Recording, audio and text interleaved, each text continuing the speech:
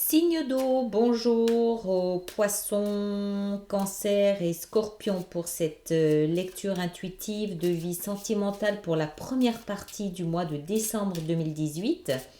J'espère que vous allez tous très bien, comme d'habitude. Alors, on va se préparer pour cette petite lecture. On va la faire un petit peu différemment cette fois-ci. J'ai là entre les mains que des arcanes majeurs. Je vais en sortir 3 pour avoir une idée de l'énergie générale qui vous entoure pour ces 15 prochains jours.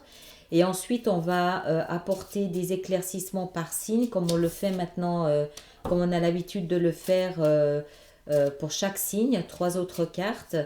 Et vous aurez le timing, la minuterie qui sera dans la petite fenêtre sous la vidéo, la petite fenêtre de dialogue sous la vidéo. Alors, voyons voir ce qu'on a pour les signes d'eau. On a commencé par le pendu, en plein moyen. Alors, voyons voir. Le pendu, et puis avec ça, on a l'univers. Tadadam. Et on a le jugement. Super. Super, super. Dessous, on a quoi? On a le pape. Je fais tout tomber aujourd'hui. Dessous, on a le pape.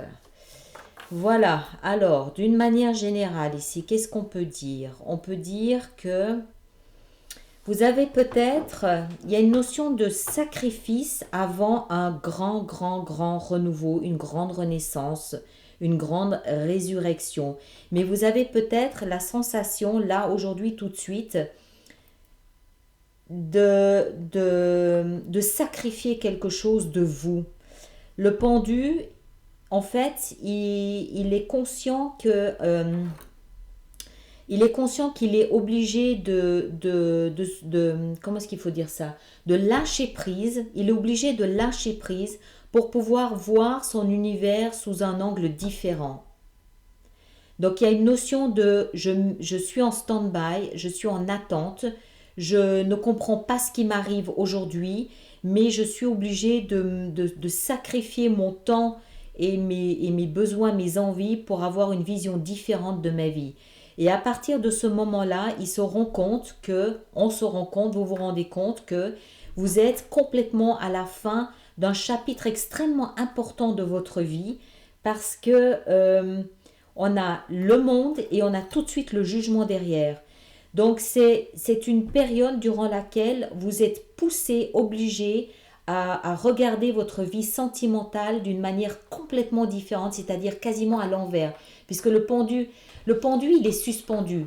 Il peut rien faire. Il est obligé, il est soumis aux éléments. Il est obligé d'attendre que la vie ou qu'un événement ou quelque chose le dépende. D'accord? Le coupe ce lien et le dépende. Mais pendant ce temps, parce qu'il n'a rien d'autre à faire, pendant ce temps, il voit son univers sous un angle différent. Et là, il se rend compte que il est arrivé à la fin de son chemin. Il est arrivé à la fin de quelque chose d'extrêmement important avec l'univers. L'univers, c'est l'aboutissement, c'est la fin, c'est un nouveau chapitre de l'histoire de votre vie qui démarre. D'accord? On arrive à l'univers aussi pourquoi et quand. On arrive à l'univers quand on a appris toutes les leçons qu'on avait à apprendre de la période précédente. Quand on a appris, c'est comme à l'école, quand on a appris, quand on a fait notre année scolaire et qu'on a appris ce qu'on avait à apprendre, normalement, logiquement, on passe à l'étape au-dessus. D'accord? C'est la même chose. Et l'étape au-dessus, c'est quoi? C'est la renaissance, c'est le jugement, c'est le réveil des morts. C'est les trompettes de Jéricho, le jugement. C'est une deuxième chance, une renaissance. C'est le phénix qui renaît de ses cendres. Mais pour ça, il faut accepter de sacrifier. Il faut accepter cette période où on est suspendu et on ne sait pas de quoi demain sera fait. On ne sait pas où on va aller. On ne sait pas comment. On ne sait pas pourquoi. On ne sait pas avec qui. On ne sait pas. Il faut l'accepter pour que le reste puisse prendre place, puisse se mettre en place comme c'est censé se mettre en place. On va voir pour nos amis les poissons comment ça s'inscrit dans leur vie sentimentale pour ces 15 prochains jours. Cette première quinzaine de décembre pour les poissons, vie sentimentale, poissons. Encore une. Voilà, comme ça.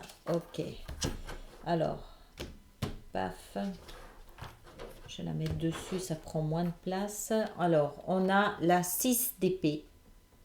Très, très bien. On a la 7 d'épée. Ok. Ouais. Et on a le soleil. Superbe. Très bien. Alors, pour vous, poissons, je pense que cette période de lâcher prise du pendu est quelque chose qui n'est peut-être pas très facile à accepter, à, à intégrer pour vous. Vous laissez quelque chose derrière vous en faisant ça, mais j'ai le sentiment que c'était pas facile. Vous laissez quelque chose derrière vous, quelque chose qui n'était pas intègre, quelque chose qui n'était pas honnête, sincère. Euh, vous le quittez, d'accord? Vous quittez ça. C'était pas à la hauteur de ce que vous vouliez. C'était pas aussi. Vous sentiez que qu'il y avait de la tricherie derrière, qu'il y avait de la manipulation, qu'il y avait quelque chose de pas sain. Et vous le quittez. Mais j'ai le sentiment que ça n'a pas été facile. Ça s'est pas fait tout seul. Vous êtes parfaitement conscient, je pense que vous ressentez que ce processus ici que vous faites là avec le pendu, le monde et puis le jugement, vous sentez que ce que vous faites est juste. Vous sentez que le soleil est en bout de chaîne. Vous sentez que des jours meilleurs sont là devant vous. Que vous allez, en quittant, en fait, en quittant ce manque d'intégrité, vous allez davantage vers ce qui vous correspond, davantage euh, vers ce que vous ressentez être juste à l'intérieur de vous. Mais voilà, encore une fois, j'ai le sentiment que ça ne s'est pas fait tout seul, que ça a été pénible et difficile, même si vous sentez au fond de vous que c'est juste, que ce que vous faites est juste. Je vais encore en rajouter une. La 8, ouais. La 8 la 8 de denier. La 8 de denier. C'est probablement quelque chose sur le... Alors, c'est peut-être une personne, il s'agit peut-être d'une personne avec laquelle vous travaillez, mais moi je pense que c'est surtout une décision sur laquelle vous avez longuement mûri, vous avez longuement travaillé. Euh, et vous savez, vous sentez que c'est juste parce que vous avez le soleil. Ce soleil, vous le sentez à l'intérieur de vous. Mais voilà, c'est ce départ qui ne se fait... Et ça ne se fait pas tout seul, ça se fait pas... Vous avez vraiment passé beaucoup de temps à analyser, à penser. Peut-être aussi qu'il y a des pertes matérielles dans ce départ. Il y a peut-être qu'il y a des difficultés d'argent derrière, c'est-à-dire que c'est aussi un aspect à prendre en considération. Mais clairement, vous laissez quelque chose derrière vous. Maintenant, ça ne veut pas dire que vous partez physiquement, réellement, concrètement. Ça peut aussi être des attentes ou des espoirs que vous laissez derrière vous, d'accord? Ceux qui ne sont pas en couple, bon, ils ne peuvent pas laisser un couple. Ils vont laisser peut-être une façon d'être. Ils vont peut-être laisser des rêves, des ambitions derrière eux. D'accord? On va voir maintenant pour les cancers. Pour ces 15 prochains jours, les cancers, vie sentimentale, les amoureux. Cancer. Voilà, hop. La 6 de coupe et puis la 5 de denier. Wow. Alors, les amoureux, la 6 de coupe et la 5 de denier. Alors, là, je pense que pour les cancers, cette période de lâcher prise du pendu, qui est définitivement ce qui est de plus important dans cette lecture, vous permet de vous retrouver vous-même. Cette période de lâcher prise permet vraiment de faire un retour sur soi, peut-être aussi de se valoriser soi-même différemment ou de se considérer soi-même différemment. Peut-être aussi que vous vous rendez compte à travers ce travail que vous n'aviez jamais mis la barre suffisamment haut précédemment dans vos relations sentimentales. C'est vraiment une façon d'être face à vous, hein, les amoureux. C'est vraiment une façon d'être face à vous et de vous considérer différemment avec un regard nouveau, de lâcher prise. De toute façon, vous n'avez pas le choix. Vous arrivez à cette fin de chapitre, vous n'avez pas le choix. C'est une forme de bilan. Qui est-ce que je suis, comment je suis en relation avec l'autre, qu'est-ce que je veux, qu'est-ce que je veux pas, voilà, ce genre de choses. Je pense que ça vous permet, je pense que c'est un travail qui est beaucoup plus profond que ça, que juste la surface du est-ce que je peux plaire ou est-ce que je suis encore aimable ou non. Je pense que c'est quelque chose qui va chercher beaucoup plus loin dans votre comportement à aimer, votre capacité à aimer, votre potentiel à aimer et à être aimé. Vous allez chercher jusque dans l'enfance des réponses à votre attitude aujourd'hui. Peut-être que, pardon, peut-être que pour certains d'entre vous, vous recherchez aussi une forme d'innocence. Vous essayez de renouer avec une forme d'innocence dans votre façon d'aimer ou dans votre relation à l'amour. Il y a une recherche de pureté, une recherche de sincérité. C'est comme si vous vouliez revenir à la matrice du je suis capable d'aimer, je suis aimable pour reprendre un autre chemin en amour. Peut-être que vous vous rendez compte, vous savez quand on fait ça notamment en thérapie, quand quelque chose ne va pas dans un corps, quand une partie est malade, on essaie de retrouver l'origine pour faire un copier-coller et pour juste remplacer la partie malade. C'est un peu ça dans votre comportement, votre attitude à l'amour. C'est comme si vous vouliez revenir à cette forme d'innocence, de pureté. Un enfant, il offre son cœur, il aime purement, authentiquement, sincèrement. Et c'est comme si ce travail vous permettait de revenir à ça. Tout ça a vraisemblablement à voir avec une forme de rejet et d'abandon. La 5 de denier, c'est je me sens rejetée, je me sens pas aimée et valorisée à ma juste valeur. Je me sens pas considérée. Je me sens rejetée, mise de côté, bannie.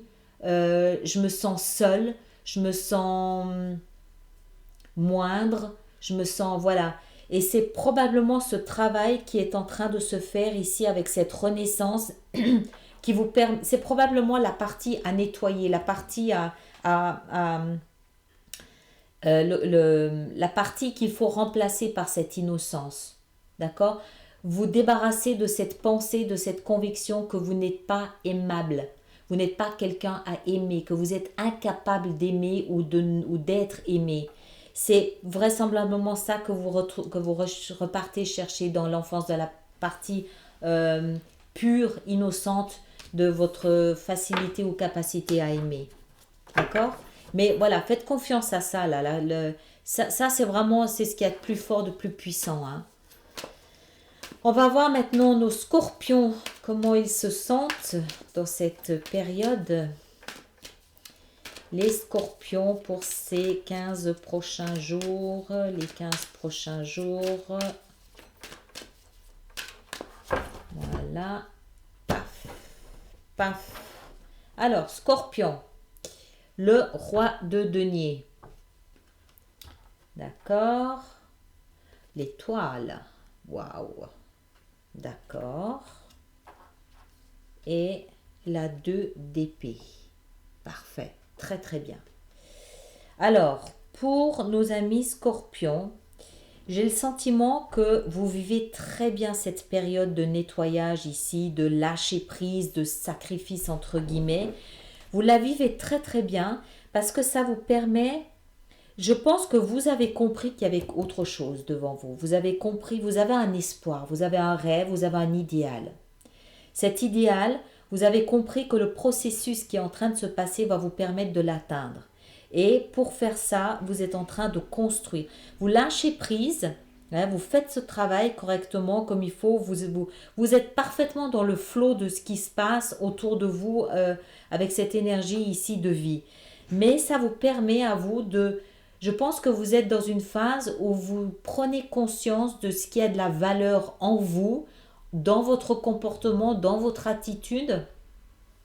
Vous prenez conscience aussi de ce que vous avez construit, de ce que vous avez mis en place. Et en fait, vous êtes en train de trier tout ce que vous trouvez être positif. Vous le mettez de côté, vous le gardez bien précieusement. Vous jouez complètement le jeu de l'univers en vous débarrassant de tout ce qui est inutile, tout ce qui sert à rien, tout ce qui est périmé. Vous êtes parfaitement serein avec la 2 d'épée. Vous êtes à l'intérieur de vous, équilibré, en harmonie avec ce qui se passe. Vous êtes relié à votre intuition parce que votre intuition vous guide. Vous savez qu'il y a une étoile là-haut dans le ciel qui vous guide. C'est un rêve que vous avez, que vous nourrissez et vous jouez complètement le jeu de l'univers en vous laissant mener, en vous laissant porter. Il n'y a aucune obstruction de votre part, il n'y a aucun frein de votre part. Vous jouez le jeu et vous êtes en train de... Chaque fois que vous prenez conscience d'une valeur, d'une qualité, d'un talent, d'une attitude ou de quelque chose que vous faites, que vous valorisez, vous l'accumulez et vous allez vous en servir. Vous savez que ça va vous être utile plus tard dans la reconstruction de votre vie sentimentale. Mais là, vous êtes bien, vous êtes sereine, vous êtes presque en phase. Vous êtes peut-être ceux qui êtes les plus avancés dans cette évolution ici, dans ce cheminement. Vous êtes presque en état méditatif en permanence. C'est comme si vous marchiez sur un nuage. D'accord ? Vous êtes bien. Vous êtes juste bien. Vous jouez le jeu de l'univers complètement. On pourrait prendre exemple sur vous là, je pense. D'accord ? Voilà, on va rester là pour nos amis des signes d'eau. Comme d'habitude, laissez-moi vos commentaires, levez le pouce, partagez et puis à bientôt pour la suite. Merci.